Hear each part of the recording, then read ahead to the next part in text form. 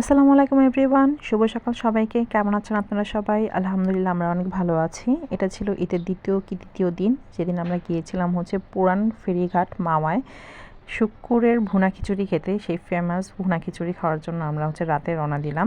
আমরা ভেবেছিলাম হয়তো ঈদের তৃতীয় দিন তো ফাঁকা থাকবে, কিন্তু না, জায়গাটা অনেক ক্রাউড ছিল। মানে এত ভিড় ছিল যা বলার বাহিরে। আমরা বসার সিট পাচ্ছিলাম না, প্রায় 20 মিনিট দাঁড়িয়েছিলাম। যাই হোক, শুরুতেই দিয়ে গেল সালাদ। এটা শশা মাখা ছিল, সরিষার তেলে হাতে মাখা শশা ছিল। তারপরে কিছু সালাদের অংশ দিয়ে গেল। এরপর আমি জাস্ট তাকিয়ে রইলাম এই ভাইয়াটার দিকে, যে খিচুড়ি পরিবেশন করছিল। সে থেমে নাই, সে জাস্ট দিয়েই যাচ্ছে। দেন ফাইনালি চলে আসলো সেই ফেমাস খিচুড়িটা। যদিও দেখতে মনে হয় অনেকগুলো মাংস পেয়েছি, বাট একটা দুইটা মাংস ছাড়া বাকি সবই ছিল হাড়, মানে ছোটো ছোটো হাড়গুলো। প্রথমেই ধরতে মাংসটা ছিটকে চলে গেল আরেক পাশে। যাই হোক, এরপর সাথে ছিল বোরহানিটা ঝাঁজ খুব কম ছিল। এইখানে এই যে আমরা খেতে বসছি এখানে।